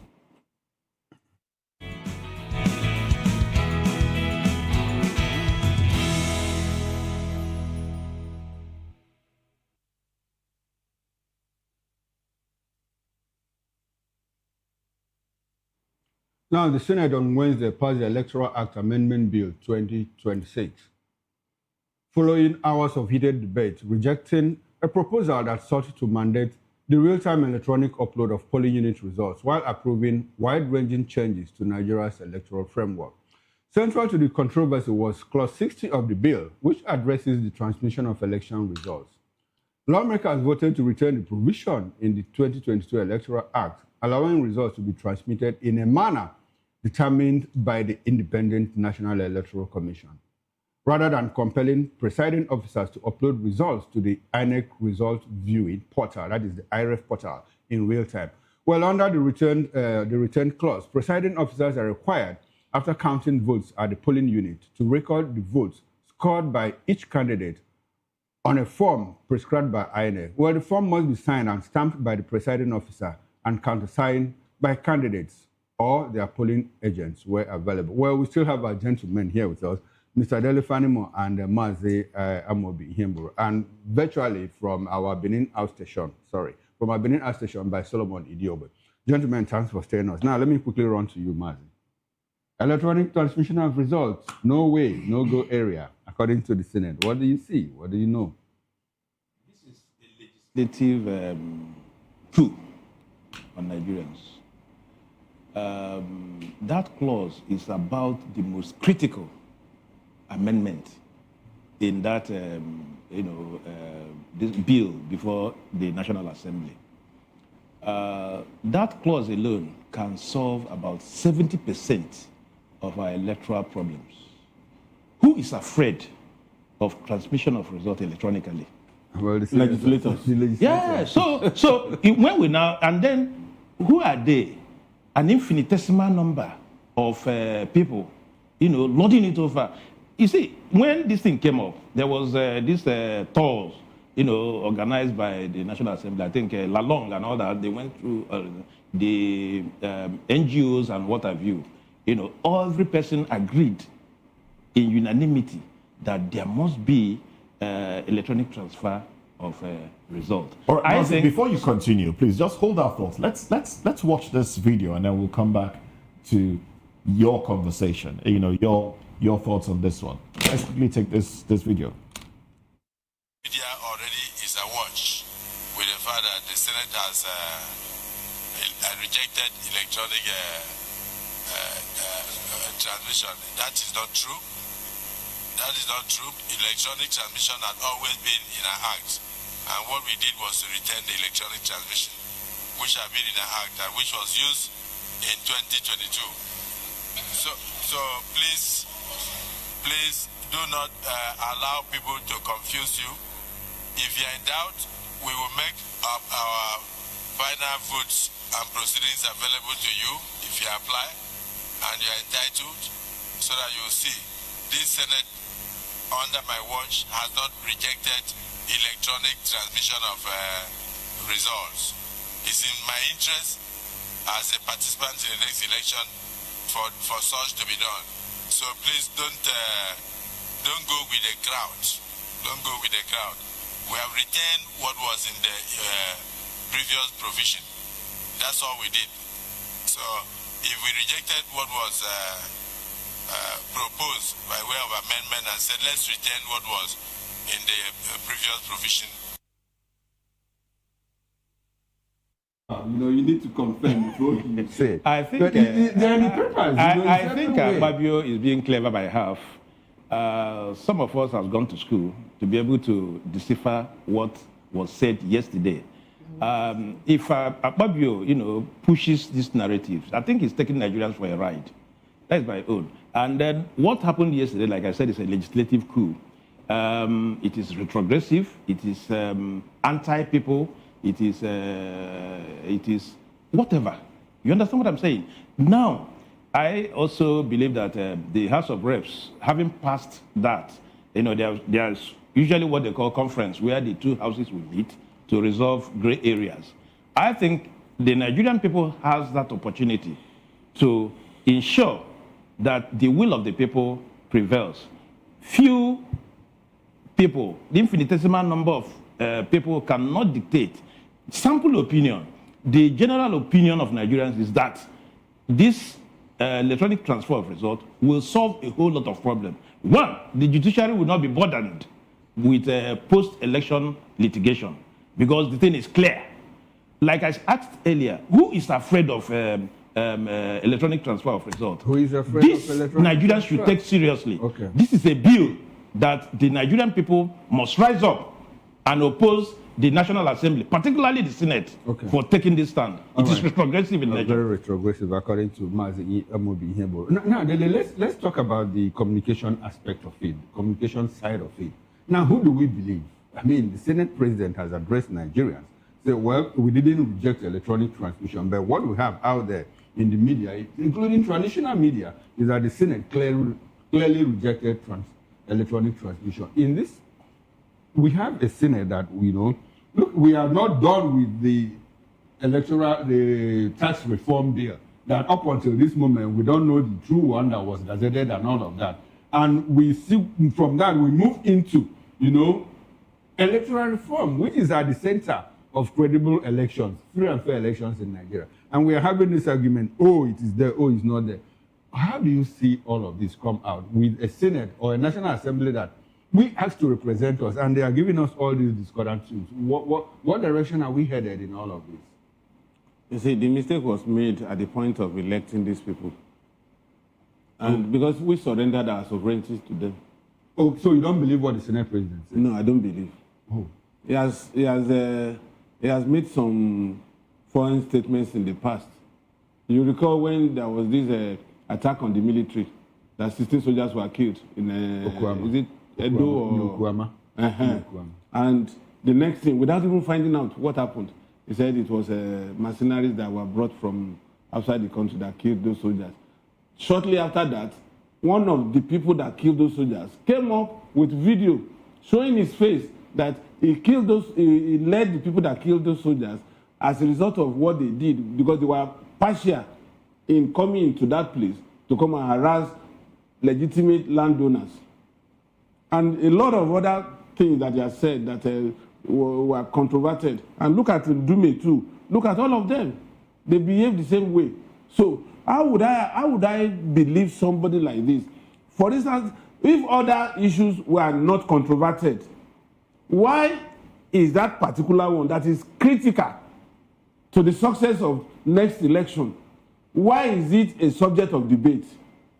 Don't they have communication experts in form of media aid, special advisor on media, special this, special that could also debrief the media at the point of making those pronouncements?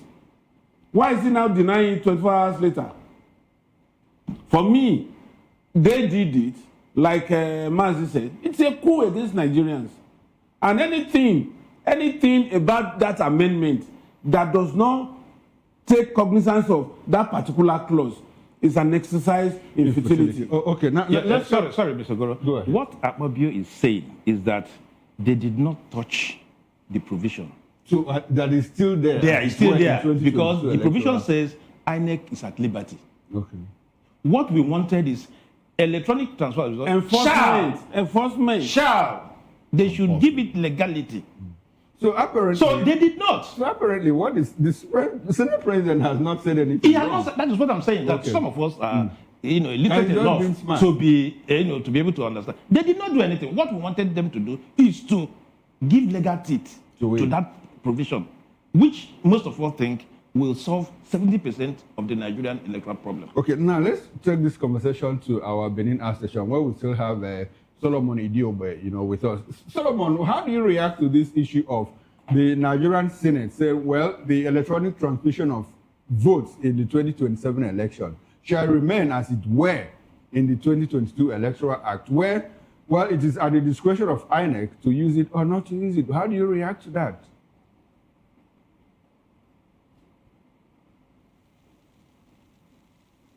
I need for you to unmute your mic so that we can get your audio. Oh, sorry. I said I wasn't shocked. I wasn't surprised to hear the Senate throwing it out. You are telling the only interest that the Nigerian people had in that amendment was the electronic transmission, because that is a rigging mechanism for the politicians. And I agree very well with my brothers who said it's a coup against the Nigerian state. It's a coup against the Nigerian people. It's a coup against democracy. How would you? We are not interested in all the grammars surrounding it. This is the key. Transmission, electronic transmission of results is the key to the amendment. If you get that right, then you are getting other things right. It's as though you are saying Beavers is not important. So for me, they have really not done anything. So the problem of the Nigerian people is the National Assembly, is the Senate, the senators, those who are supposed to be representing us. And that is why I often refer to them as legislators. They know nothing apart from going there to legislate. It was the issue of bottling and bagging up budget that they refer to as budget padding. They will know to do it better. In fact, do it best. So to me, I'm not surprised. I expected it. They've only just confirmed my suspicion and my fears. Well, there was no electronic transmission in 1993, and we had, quite an election that year. No, we are far left the 1993 era. We are far left that. Things have changed. So we are not there. We are not there anymore. You see, if only the electronic transmission result was possible in the last general election, the result we got whether I go to court and challenge it or it was a Miloko or not a Miloko, would not have happened. So all those narratives. In 1993, was there beavers?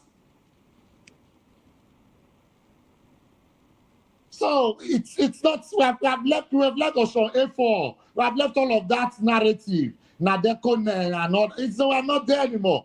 We are progressing. And what I have seen by what is happening today have gone again to confirm my position when I say Nigeria is a state that have continually progressively retrogressed. It's a retrogressive progression. All right, retrogressive progression, you say. Okay, let's have your concluding thoughts. Really funny move on this issue. My concluding thoughts on the two issues we have raised this morning is that there must be concerted and genuine strategic efforts to fight these terrorists, devoid of plain politics. Then on the issue of these beavers and IREF being enshrined in the electoral law, that is the only way to go. Anything short of that, why would it not touch that aspect? Why would the Senate shy away from debating that particular clause? If you are ready to discuss other clauses, it's just working to an answer. I recall that we raised this issue yesterday, and myself and Chukuma, we agreed that these people are not likely to touch that area because it's going to affect them in the next election. These are people that they only go back to their constituencies when election is near. And as soon as they win that election, they stay put in Abuja and gallivant all over the world, Dubai, Caribbean countries and all that. How much of this will affect voter apathy? You see, the point again is that if there is no electronic transfer at the point of voting, if you like, don't vote. If you like, vote. They have perfected how they will manipulate the result. And whatever they give out is what you take. And you cannot challenge them. For instance, if you stay in a polling unit, you voted for A, and I voted for B. What they are saying is the results will be written down and each party will sign. So Angel will write down. The agents of the parties will sign that, okay, this is the number, this is what you got. No, I'm now asking you, agents will sign, angels will sign. Agents. And yes, Agents. yes. Agents. And then you can read the handwriting of Moses in Kaduna. The judge that is coming on your appeal can identify your signature and Delefanimo's signature. Who signs? How do you identify the signature of the person signing? As the party agent. So it's a lost battle. All right. Yeah, on a more serious note, I think Nigerian people, Nigerians, should not allow this to slide. Because if it does, then 2027 is a nullity. What should Nigerians do? They should insist that the National Assembly, particularly the Senate, should do the needful. That this aspect of the Electoral Reform Act is much more critical than any other. I'm not trying to downplay the other, clauses, but this is what Nigerians want. Nigerians should have a way to insist that this National Assembly cannot toy with the future of this country. What they have demonstrated is likely to, just like you said, voter apathy. And just like Dele said, if you vote, it doesn't really matter. If you don't vote, it doesn't really matter. But if this is enshrined... It pays them when you don't vote. If this is enshrined in the Electoral Act, INEC will have no alternative than to do the right thing. Transfer this result electronically. Some of us will sit down in our houses and begin to do the function of a mini INEC. You'll be monitoring what is going on. For you to begin to manipulate such thing that is already on the IREF would be pretty difficult. I'm not saying it is impossible, but it will be pretty difficult. So that will give us some semblance of fair and free and credible election. If this is allowed to slide, then the Nigerian people have changed in the political evolution of this country. All right, Nigerian people shortchanged in the political evolution. That's words on marble from Mazi Amobi. Ihegboru. Solomon Idiobe, what's your concluding thoughts in 60 seconds? Yeah, my concluding thought is that on the issue of insecurity, I still wish to insist that there's hope, and then that the Nigerian government should work sincerely with the American troops and the American government in achieving, because what's most important is the life of an African Nigerian, not the politics. And then on the issue of the National Assembly's rejection, I think I agree very well with the other persons right there in the studio that until the issue of the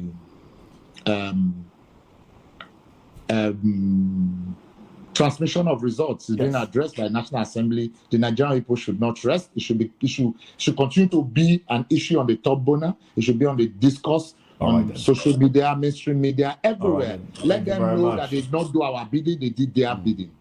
Thank you very much, Solomon Idiobe. Thank you very much, gentlemen. We've been speaking with Solomon Idiobe, who joined us from our outstation in Benin. We've also had Daily Fanimo in-house and Mazi Amobi Ihegboru. Well, that's it on the show, VOP this morning. Coming up next is Newspaper Review. I'm Moses Humphrey. Join us again at 10. And I'm Chukuma Okoro. Bye for now. And I'm Jane Ogoye. Thank you for watching.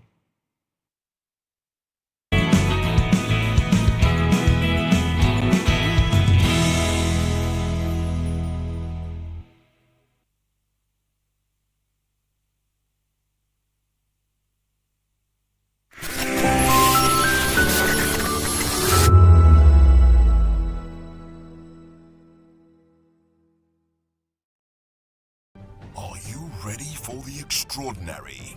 Something big is happening on your screen.